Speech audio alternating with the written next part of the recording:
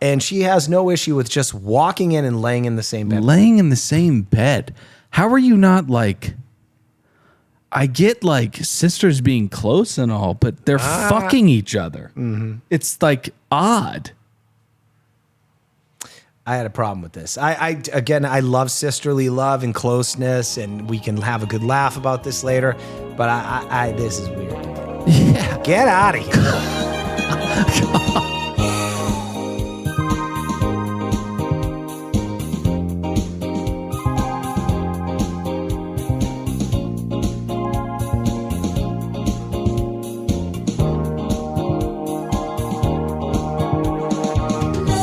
Welcome aboard. What is it? It's another brand spanking new episode. Sorry that was rhetorical. I'm sorry. Mm-hmm. I'm Dylan, settled up next to one Patrick.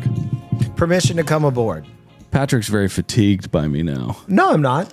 Well, I've been bitching about Colin for forever. I've just been like, oh, he fucked the board up, and it's like I can't stand that guy. It's comedic podcast banter. You got to always shit on someone. Right? Yeah. It's like the Howard Stern way. He's our Bubba Booey. Yeah. And like I said in 90 Day Fiancé, it takes a lot of courage to make fun of other people. Mm-hmm. So, speaking of public service announcement, go over to Bad TV. Bad TV. Flavor Flav is there. Season 2. Oh my gosh. Can I wait to talk about Flavor Flav? The answer is no. Oh. Sorry, that was rhetorical. But so go over there, listen to 90 Day Flavor Flav. Join us on Patreon for ad-free episodes, uncensored episodes, additional content from me and Pat. And Ruby. And Ruby, we're doing Vanderpump Season 1 with her, Stassi Schroeder. Mm-hmm. What a cunt. Yeah. She's pretty camera ready. Did you know her family was on The Amazing Race? Did not. Didn't know anything about Stassi. Still don't. Mm-hmm. Yeah. I see her on a weekly basis at our kids' dance class. Yeah. She's ready to pop with that kid. Oh, cool. All right. Well, we got to turn our sights, set our sails, don't we, Patrick? Yes, we do. To Below Deck Episode 1. Oh, iTunes, ratings, reviews, YouTube, socials, all that. Go there. You know, Dylan, I don't want to be a negative Nancy, and maybe the audience doesn't feel the way I do, and I also don't want to be a broken record or a negative son of a bitch, but I'm struggling with this 2-episode-a-week thing. I don't even think, even if I was just a I feel targeted right now. You feel targeted. Yeah. Like I'm attacking you? Yeah, by what you just said. What do you mean? You don't want to be a negative son of a bitch. I feel as though it was targeted. Well, Dylan, your natural state is generally a little bit of a surface level irritation. No. The audience loves you for that. No, I have a beautiful childlike naivete and a whimsy. It's just that the show sometimes does abusive things to us. And I think putting out 2 episodes on a Monday is nothing short of abuse, but go ahead. Sorry. Yeah. So I agree with you. I just, I don't think that's the way that this show should be fed to the masses. I think it's once a week, and then we tune in on Monday and we have fun. I don't think we need 2 hours of television. Yeah, but think about it. Like if you went out, if we did a Gallup poll about this very specific issue that we're going through, you go up to somebody and you go, hey, would you watch an hour of a bunch of alcoholic runaways spilling drinks on the wealthy? And they'd be like, I don't know about an hour, maybe like 45 minutes. Okay. Would you watch 2 hours of it? Absolutely not. Right. Absolutely. Well, Dylan, as you aptly pointed out, did that take too long to get there? Absolutely not. You pointed out like 6 months ago when The Way of Water came out, James Cameron's sequel to the blockbuster film Avatar. It took 45 years to make. It took 45 years to make, and it's as long as a night on Monday of watching Below Deck. Yeah. He took 45 years to do it. Yeah. These sea rats, they cobble together one of these episodes, I don't know, in like a week. And let me tell you something else. Bonnie's not saving it. All right. Blackout Bonnie. That's her name. Blackout Bonnie. She was a welcome presence in this. Dare I say, a 3-year absence of seeing your own blood sister. And this is how you want to spend it. Half blackout drunk Bonnie. Yeah. Well, they talk all the time. Oh, they do? Yeah. Okay, so it's more just seeing each other. And sorry to the audience for any of the crackles in the mics. Yeah. Colin broke our board. Yeah. Well, anyway, you want to get in the episode? I'd love to. Yeah, we're going to have 2 this week. I thought that you were going to do, I thought you were getting into pots. That's why I was letting you run. Oh, I'm sorry. Okay. No. Opportunity squandered. I don't get to give my thoughts. Well, I want to go. Oh, okay. Go ahead. Right. I'm not really composed yet. You want me to go? Yeah, probably. Okay. The only thing that's redeemable about this show, and it's something that I don't even like per se, is just what a slimy sea rat Gary has actually turned into. Oh my God. I always knew he was a womanizer, and we know he's an alcoholic and a red-faced drunk. But the fact that he is just this slimy, let me tell you something, Gary. Yeah, you're a breed of slimy sea rat. Yeah. You're that type of slimy sea rat. They don't even make poison, rat poison for you. That's how new and slimy a predator you are, sir. Yeah. You are disgusting. I hope Colin is now watching these episodes and realizing even when he says things like Gary will always be a friend, I hope he says, but not now. Yeah. Because you are gross. Yeah. Fool me once, shame on Colin. Fool me twice, shame on Colin. 50 knots. All right. So I love that you said that because it's in this episode where any tether I had to Gary and or Daisy, let's not forget that Daisy hath revealed herself to be a complete and total slime ball. It sounds like we're on vinyl. Yeah, it is. Yeah. It's like analog. Yeah, Special. That could be cool or probably super annoying.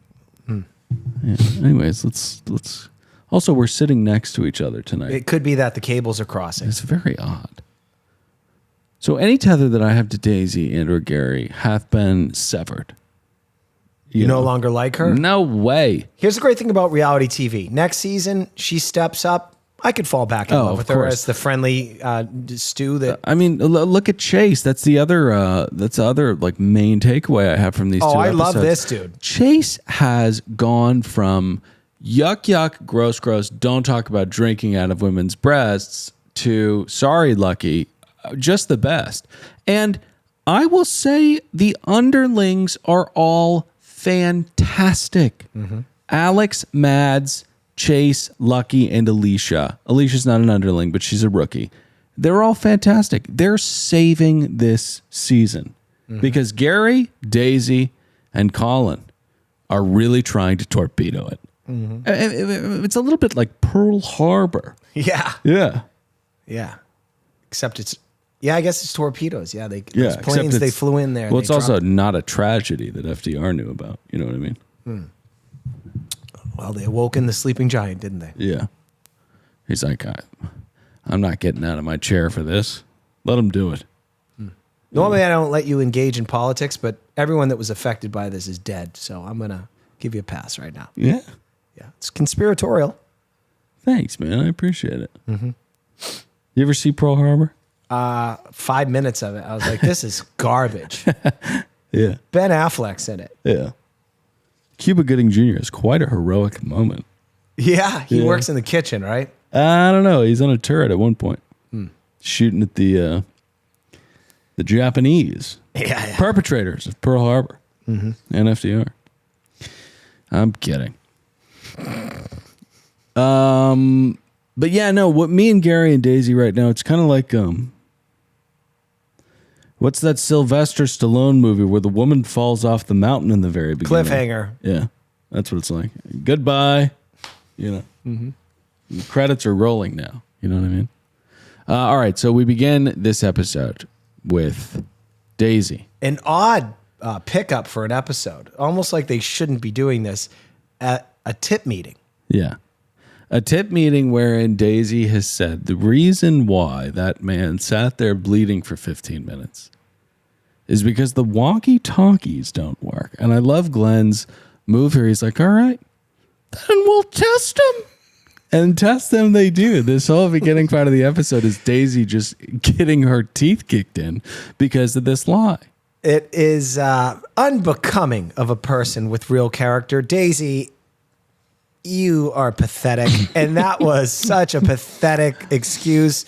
You should know better. Daisy, You're a the guy was C-rat. bleeding for 15 minutes and you were snacking and talking about what a drunk Bonnie was. It's not a big deal. Just own it. Now that I'm a broken record, and forgive old Patty for repeating my fucking self. I'm a repeating piece of shit, but this is what A happens. repeating piece of shit. This is what happens when you allow a C-rat 3 seasons on Bravo. Yeah. They fucking have an ego and they get lazy. Yeah. Okay? She was too excited about Blackout Bonnie showing up to listen to her goddamn radio. She heard them calling, but she's like, she done how are they going to heard fire them. me? I'm like a main cast member now. It's Bravo, honey. Oh, they honey, will fire you in a hot minute. Bravo, honey. So Colin, the worst part about this is that she turns this into an attack on her. And it's like, honey. So Bonnie arrives. Daisy catches her up on the entire love. Well, hold on. Colin checks in on Daisy because she's so upset that this entire exercise was just to break her balls. And the crew made much fun of it. And it was well deserved. You totally deserve to look like an asshole. And that's when Colin, when she's at her lowest moment, and I want Daisy to remember Fans this. chime in. I feel as though I covered most of that. No, you didn't. Where he goes in and he comforts her as she cries. Yeah. And she says, and I quote, "It feels like when you're doing your best and it's just not good enough," which is patently insane. It's like how Michael Jordan felt about going up against Mia Hamm. You know? Yeah. I want to remind Daisy, do you know who didn't check on you at your lowest moment? That was the kissing bandit. Yeah. That was our resident sex addict. Yeah. It was Colin. You and Bonnie, Blackout Bonnie, it was interesting getting to know Blackout Bonnie. Should we because just call her Bob? Let's call her Bob. Yeah. Bob and you are one and the same. I don't know what your upbringings were, but It couldn't have been good. Absolutely not. I mean, Right. obviously, you're both C-rats. But just a broken moral compass. You got a guy that's in you, that's caring for you, and you're having fun with all the attention of the sex addict. I don't think Bob's camera ready. I don't think Bob would be a good fit for Below Deck. Oh, she'd be a wonderful fit. Nah, I think it'd be too. I think she'd get fired, or like we would be like, oh gosh, that's. I don't know. Maybe not. Maybe I misspoke. She ordered 20 shots of tequila when she sat down at the table, and I know she was joking, but she also kind of wasn't joking. Dylan. She's a fucking C-rat. I know, but there are drunks and there's Bob. Okay. So we break down the entire parallelogram of the season, and that is when Bob tells Daisy that Gary and her would be great together, and she couldn't be more right. Daisy and Gary deserve each other. They really do. So we head to Artedemica or whatever. Bonnie orders said 20 shots of tequila and jokes, I haven't blacked out in ages except for the other night. LOL, Bonnie. LOL.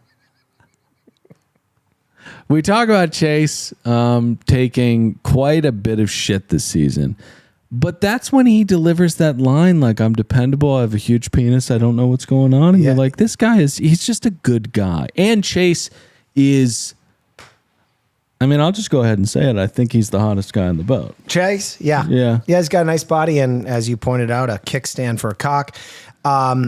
And well, I mean, I pointed out that he said that he has a kickstand. I didn't point out that he has a kickstand. right. And Because I wouldn't know that. he could be lying and just be a big fan of the book, The Secret. You know, if you go to his bedroom, there's just like a picture of like Long Dong Silver's cock. And then he's got the number 10. Well, you know, The Secret works. I mean, you and I both wanted to sprout an inch for the podcast and Worked. took a trip to Bookstar, cover to cover, thought about it a little bit, and up we went. What a dumb fucking book. Well, I've never read it. I shouldn't say that. I read it. It does help because you got to visualize where you want to be to even know you got to get there. That's the trick. You got to say, I want a house and this is what I want it to look like. Yeah. You don't know where you're going. I know. Forgive me for thinking that that's saying that's the easy part of it is an understatement. Yeah. Yeah. So The Secret basically tells people to have delusions of grandeur. which I feel like is that reasonable goals. Do people need help with that? I don't know. I think they do. Dylan, when I first moved out to Los Angeles and was a failed musician, I was like a leaf that just fell off a branch and just floating in the air. I signed up for a temp agency. Who does that to make life choices? We'll get back to the show soon. This is my fault. Before I know it, I'm working at a life insurance company. I never aspired to that. I was a floating leaf. You were a floating leaf. You had too many things you could do. You didn't know what to do. You need to fix the volatile. And that's exactly what The Secret lets people do. It also allows people to get taller and dicks to be bigger, evidently. Mm-hmm. You said he read The Secret. I think he read The Secret. Okay. Hey, I want to apologize to you and everybody listening. Do you accept it? Me? Yeah. Yeah. Okay. So, by the way, the only failure of Chase, I don't know if he has the ick on him. This man cannot get laid to save his goddamn life. You got blackout Bonnie here, and you can't even make this happen with blackout Bonnie. The reason why he's not getting any action is because he doesn't have C-Rat vibes. He needs C-Rat vibes. And he's not like, it's not cool, but it's down. And gotcha. I know that he's down, but he's not cool. So what he needs to do is shut up and then just make out with her. Smoke more, pick up smoking and just kind of sit back a little bit. You know what I mean? That's the elixir of the C-Rat. So Bonnie pulls... It's Daisy, Bonnie, and I think Alicia's stuck in this extremely boring conversation. I didn't think it was extremely boring at all. I thought that it was very, very telling. Bonnie starts to say that she asks if they were on a deserted island. Mm-hmm. And I think Daisy says we would fuck each other.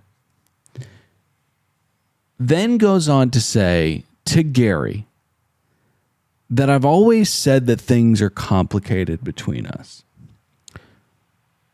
And it's this thing where I'll talk about it with the kiss. Her hands are blood red. I mean, she is so a part of this shit too. Mm-hmm. And she kind of snuffs it out in the next episode, but she's so complicit in all of the bullshit that's been going on with her and Gary. She welcomes it. Of course she welcomes it. And when she says, I've always said that this is complicated, you've categorically said that while saying the exact opposite. You've categorically gone to Colin and said, you are the only person. So which one is it? Is it messy or is it very, very complicated? This is... And she uses it as this curveball of catch-alls where she's like, of course I was saying that I was seeing Gary. You guys are both in my head. It's complicated. You're the only person I love. And Colin's like, what is going on? Are you speaking English? Can I tell you, and this was proof with my wife when we first started dating. We were together like 6 months. Her ex is a con man named Johnny who was basically part of the entourage, and Mark Wahlberg knew him. Yeah. Total slime ball. Call him Johnny Ringo. Yeah, Johnny Ringo. Anyway. Yeah. He was really into my wife. My wife had enough of him because he'd go to Vegas with a party bus full of girls, and she basically was like, "We're done." 6 months later, she meets me. We fall in love.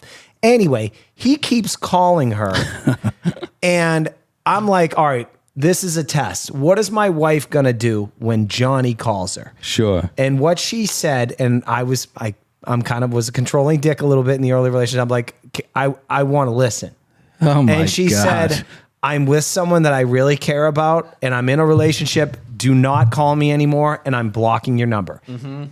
That's what mature people do when you're in a mature relationship. And listen, Pat was a little bit of a controlling dick, but to be fair to him, you didn't know Cherie. I didn't. Well, you're still getting to know someone. You're investing your time in somebody. Well, she was already starting to talk about a fucking ring. I'm like, you better get rid of this guy. I need to listen to I need to hear Johnny Ringo talk before you can get a ring. Anyway, she did that. Daisy does not do this. No. Daisy's a player. Broken moral compass. How dare you, Daisy? I'm not equating Daisy to Sandoval at all, but Daisy loves the on stage at BravoCon moment where he sees Ariana and Raquel flanking Andy Cohen. Yes, she loves Daisy likes that she is in She's this. on the stage singing St. Elmo's Fire by, I forget that artist, and there's a saxophonist next door, and she's staring down at Gary and Colin, and it's getting her the hell off. Yeah, right. John Parr was the artist. St. Elmo's Fire. I think I can say one of the worst movies ever made. It is absolutely a horrible piece of shit.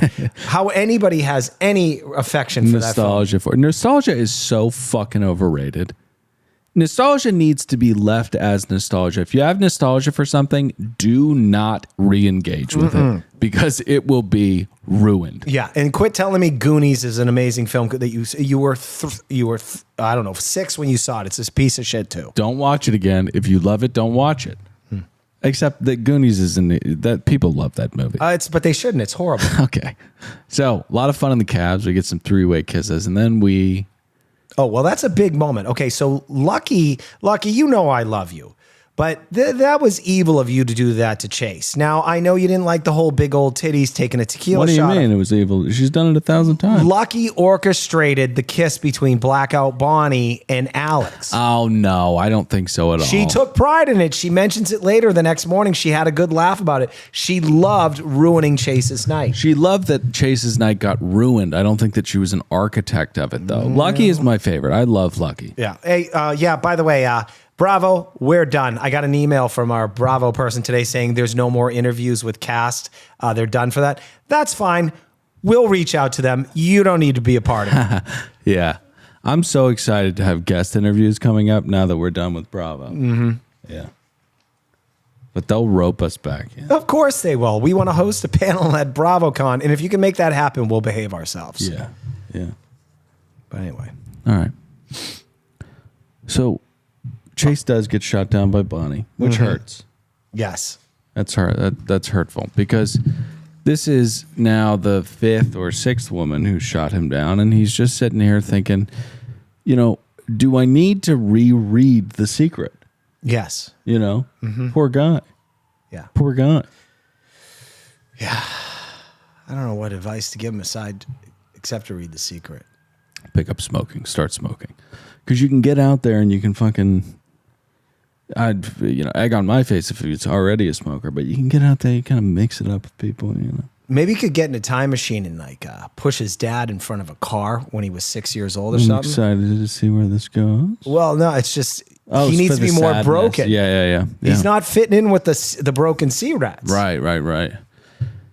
Maybe his dad was going to walk into an AA meeting and then Chase is in that time machine. He comes back. He's like, "Hey, Al, why don't you and I go hit a bar?" And then Chase's dad turns into an alcoholic, ruins the entire family. Yeah. And then Chase, of course, the trajectory is he ends up on one of these boats, but now he's more of a broken sea rat. Yeah.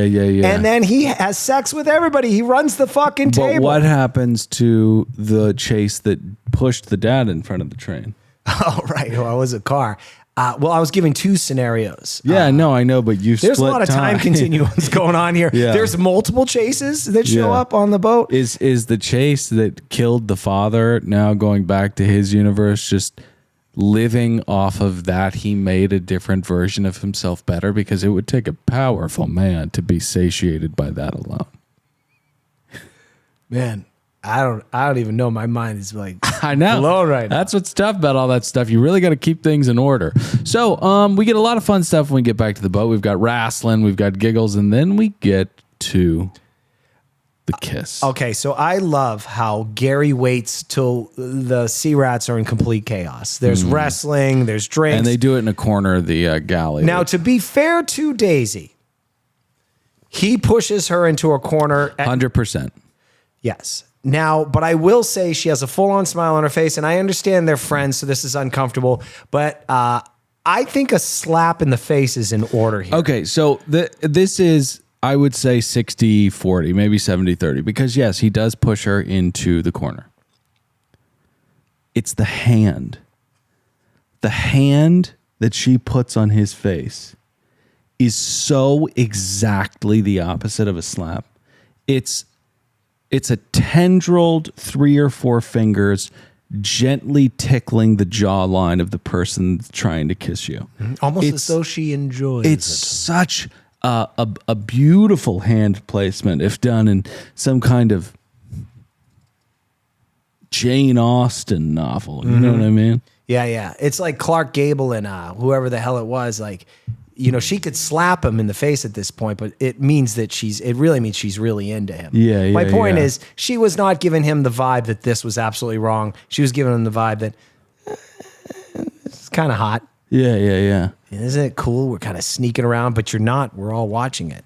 Yeah. Can I? He's like Cary Grant, and she's like Audrey Hepburn. He's like, I know I've changed my name 4 times, but I promise, kid, I'm trying to keep you safe. And she like hits him, and she's like, but I just don't know.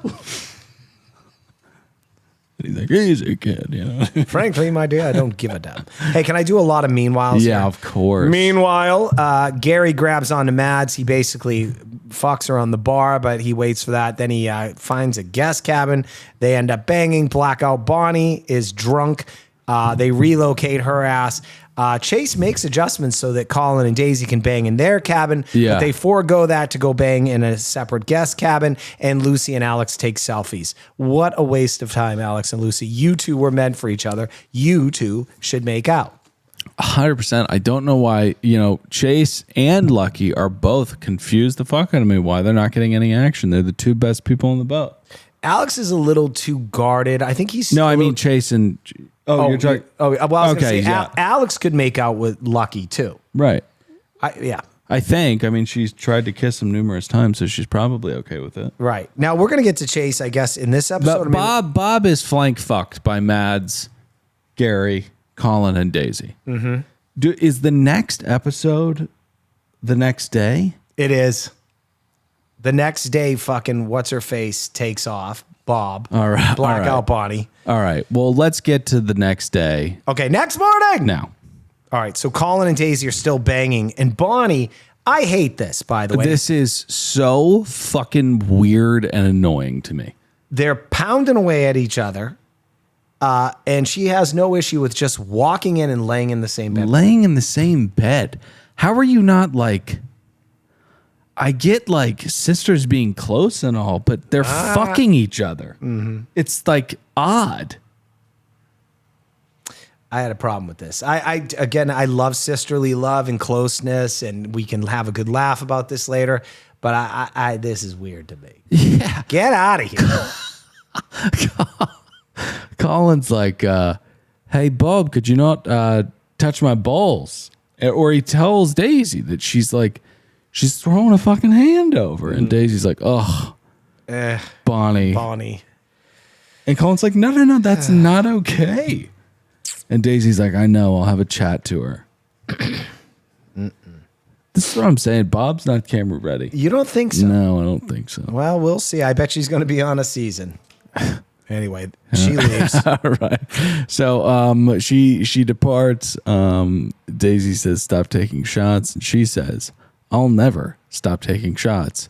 I'll say again, LOL, Bonnie." Mm-hmm. LOL. I mean, she is a real drunk. A big time drunk. That is a broken person. My God. Sorry, Bonnie. We don't know you, but... kind of feel like I do. You're drunk. You're a gargoyle. No. Yes. No. Gargoyle. Look at her.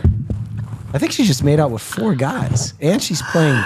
Is she playing bar poker? She's by herself. She's drinking a lot. In a lot of pain. That's probably why she's here. Oh my God. She got shot off. She got shot off. They won't serve her. Sad woman. Yeah. That's Bonnie's trajectory. This is what I'm saying. I don't think she's camera ready, dude. All right. So, yeah. So we Gary have and to- Colin catch up. Then Yeah. Lucy reveals she enjoyed ruining Chase's night. And then we get to the preferred shape meeting. And producer Kaylin's not here. Here, let's just call him. Call him, yeah. Let's see what he... Okay.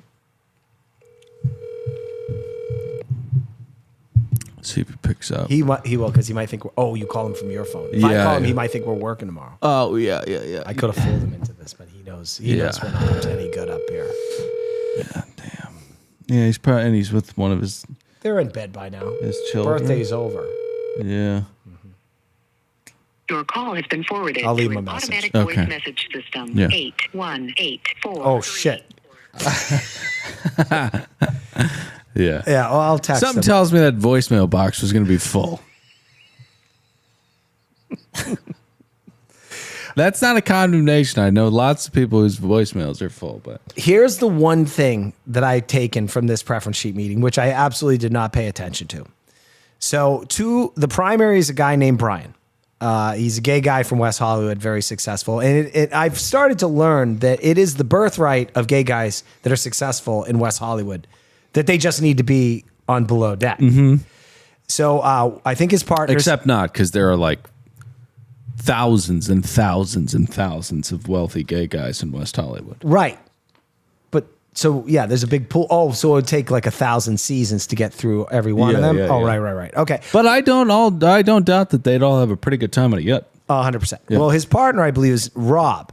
And so the whole preference sheet had basically set up this concept because Brian's preference sheet was 3 fucking pages long. They set up Brian to be a real piece of shit in the preference sheet meeting, and I got to tell you, he was not. Absolutely not. He was a completely lovely person. Perhaps he thought it was a good idea. Just lay out your likes and dislikes in that said preference sheet meeting to make sure to make the best potential that you'd have a nice vacation. Well, you set the bar and you see where they go. And you see where they go. Do they meet it? Do they soar over it? Do they trip and fall before even getting to the jump part? But I love what he did because we've talked about it all the time. We're going on an expensive vacation. Do these things. 3 pages seems reasonable. Yeah, do these things. And thank God for Alicia. Yes, and she did. And there was a lot of multiple 10-course meals, but that's that you asked for it. So It's fine. Brian and Rob are going to be on the podcast this week. We're not listening to Bravo anymore. And they're not sea rats, so we actually will speak to them. Mm-hmm. Yeah. Okay. Anyway. It's fun not being with Bravo anymore because I know, I now feel we can so just free. talk to whoever. Mm-hmm. A lot more charter guest interviews coming up. Because they actually tell us what was going on. Oh, I'm going to ask them how much they actually paid for the trip. And I'm not going to take any bullshit. Like, how much did you actually pay, Brian? Yeah. I need to know because I'm pretty sure they are not making people pay for these trips. Yeah, but also, I don't know. He may be hiding it for tax purposes. Who knows? Good idea. All right. So, there's a lot of meanwhiles here. C-Rat work whistling while we work and some more rubbing on Daisy from Gary. While Chase and Alex do all of the responsibilities assigned to the deck team. 5-star service. They are the belay is not working. The rope has been cut. I can't hold on to them anymore. They're falling to their reality TV show death. Mm-hmm. And I'm like, no. What's that movie about? Does he go on to climb more? You talking about Cliffhanger? Yeah. Yeah, he has a renewed love for climbing. And does the climactic moment of the movie resemble the first traumatic moment that he went through? No. But keep in mind, that wasn't his wife or girlfriend. That was his buddy's girlfriend that died in that fall. Oh, so it's not a big deal. Nah, he didn't know her. Oh. He tried. She fell. What are you going to do, man? She was an inexperienced climber. Yeah. It's like the beginning of Everest with Chris O'Donnell. Yeah. Him and his sister, they watched their dad die when they're young. Mm-hmm. But eventually, they make it up Everest. They leave many people that climb Mount Everest and die. Their bodies are left up there. Because it's too dangerous to recover them. Yeah, I talked to a guy who's seen one. Really, a dead body? Yeah. How long's it been there? A while, I think. Actually, it's been a couple years. It's right at the top when those pictures where they show Everest is overcrowded and there's that one narrow walkway that you get up to the top and you're like, how are there so many fucking people? It looks like fucking Disneyland, but it's the highest point on planet Earth. Wow. There's a dead guy right there. Wow. Over on the side, all fucking roped up and black. Oh, man. From the frostbite. Black people don't go to the top of Mount Everest. They're smart. It's fucking dumb to do that. Or life-changing. All right. So Chase with a very Chase line. He says, I don't understand vegetables. And then we move on to a little, I balked at this because the biggest piece of shit request on the preference sheet was that he wanted the tissue paper or the toilet paper folded in a certain way. And I believe he asked for a boat and a rose or something like that. Yes, he got the rose. He kind of got the rose. It was more of a glob than it was a rose. But, we're not at the Four Seasons. We are on Parsnips 3. Mm-hmm. These are not career service people. These are sea rats. Right. You get a glob. Yeah, I thought it looked pretty good. Looked like shit. So the guests arrive? The guests arrive, and Glenn's when they're walking up, Glenn is like, yeah, it's fucking easy, boys. You can see it on him. He's like, all right. So rainbow fruit for the rainbow fruits. They have a nice little intro and a really lovely little treat Alicia prepared. Well, they were I wish rainbow I could fruits. remember it. No, but it was something wrapped. It was it was a wrapped piece of cheese, but I wish I could remember. I think it was on a skewer. It was sage and cheese. I thought that was delicious looking for a little fried sage and a strong hard cheese to start things off. That sounds lovely. I need Kiko. What would have been much better is if they got brownie bites cut in no semblance of a pattern. And also they taste like shit.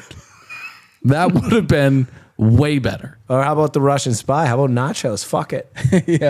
Yeah. Also, Norna. Wait, did you serve these to the guests? Yes, Captain Sandy. Yeah, I did. She's like, what is it? Nachos. No. This is chips with a can of corn dumped out on top. Nachos. I don't like dykes. All right, we're going to need to fire you probably. All right, so we move on to sailing, and we meet the Zengi, a foe in the ocean. Now, Glenn, I would say this is probably the worst heel of the season. You think so? It was 20 feet, dude. It was 20 degrees, yeah. They looked like they were in hell. Yeah. Or are you talking about the people like Lucky trapped in her cabin? Yeah. Yeah, that's hell. But for all the riches, this is your childhood dream being lived out right before your eyes. Absolutely. Sailing and racing. Mm-hmm. It's like the America's Cup, man. What? The America's Cup. What's that? Isn't that the World Cup of sailing?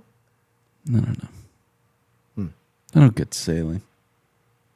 They seem like they're working their ass off, but I just don't. Seems fun. Yeah? Kind of. You wouldn't want to be in the cabin below. Yeah. Or in the kitchen. If somebody said I got a sailboat, you want to come out for the weekend, would you do it? Absolutely. Are you a big water guy? No, I'm scared of the water. I think I fear that I'll die there. Yeah, but you would do it, huh? I would. Once in a lifetime experience. You know what I won't do? Get on a goddamn helicopter. Kobe Bryant and whatnot. It's a little more deeper than that, but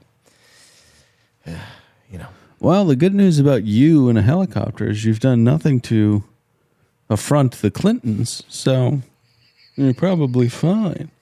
You know they killed like 20 people? Oh, yeah. Go to BitChute and type in Clinton body count. You'll have to sift through a couple videos about how the Queen kills kids in the bottom of Buckingham Palace. I know you didn't search for that, but that'll be at the top. But once you scroll past those videos, you'll learn a thing or two. What they're doing in there is not okay. Is that Harry? What? Oh, is that Harry? No, can I tell you, I love the royals. I love Harry and Meghan. They're my favorite. I love them. I love them because and we'll get back to the show in 1 second. I just love how they're making a mockery of these big companies behind all of the content. So Spotify and Netflix are like, we'll just chuck millions and millions of dollars at you, but you have to figure out that these people are horrendously boring before you do that. They can offer no entertainment, not 1 second, unless we put Meghan Markle back on Suits. That would be massive. Yeah. If they redid that show with Meghan Markle, it would blow the doors off of the television universe. I'd watch it. I'd watch it. All right, so the Sea Rats. Boat anchors, water fun, boring. And then Alicia preps It's her. a bad couple of episodes. Oh yeah, these are bad. Oh, by the way, I don't know who won that goddamn sailing thing. Well, the gays even say like, we're not so much. I haven't bent over like this in a long time. I think Rob said that. They say that, yeah. Which is, it's just that gay thing.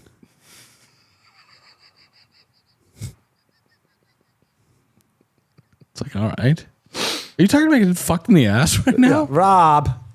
But anyways, the thing that the gays pick up on is that they were not in a race at all. Glenn radioed them and he was like, hey, do you mind if we just sail next to you for a sec? We'll call it a race and we'll get a $30,000 tip. Mm-hmm. So let's prep for a 10-course meal. And once again, we've got a really great chef to do so. But first, we have a little conversation with Colin and Gary. Yes. Colin wants to get to the bottom with Gary of what's going on with you and Daisy. What are your feelings like? And Gary says, hey, I'm happy for you guys. I don't have any feelings for Daisy. And then Colin notes that Gary's a fucking liar. Yeah. And he's contradicting himself quite a bit. Mm-hmm. And then he says, I love Gary. I'll always see him as a friend. But as I pointed out at the top of the show, you don't always need to He's see trying him to as a friend. fuck your girlfriend. He's trying to fuck your girlfriend. He's not a friend. He's a scumbag. You can't be friends with a dude you can't trust around your goddamn wife or girlfriend, you motherfucker. I don't care if you're a sea rat, and I know the morals are a little bent in that realm, but who gives a fuck? All's fair is not fair in war and love. How many times? Well said. Yeah, thank you. All right, so let's get to dinner. First course, the amuse-bouche. It is a grape and almond gazpacho. A very, very tough mouthfeel to get right, and I think that she absolutely nails it. Well said. Well said. Stuffed olives are next. A very inventive dish. A very war with China. Mm-hmm. What do you think about the size of the portions here? I understand it's a 10-course meal, Dylan, but there's going to be 10 minutes between literally a bite-sized piece of food. Can I tell you something? Yes. I love the size of the portions. Okay. Thought they were perfect. Any more questions? That's it. This is a labor of love to stuff olives. Yeah, can you imagine the painstaking difficulty? A paring knife, pitting, stuffing, battering, frying. It's a beautiful dish. Next up, we've got a beetroot ketchup and squash blossom stuffed with lemon ricotta. Oh, so was I. So was I. And this is beautiful branding, too. Beetroot ketchup is just a lovely... Doesn't that sound delicious? Not really. Okay. Souffle of sorts is up next. That's the filler. To do a souffle in the middle of a 10-course meal is... I mean, it's a Pocahontas level of bravery. Oh, what a finicky dish. And she knocks it straight out of the park. I mean, imagine the bravery, the courage. That's doing something you're scared to do, doing it anyways. What if that falls flat, quite literally? Which it did every episode of a sitcom that ever someone was cooking a souffle. The rest of the meal would be absolutely ruined.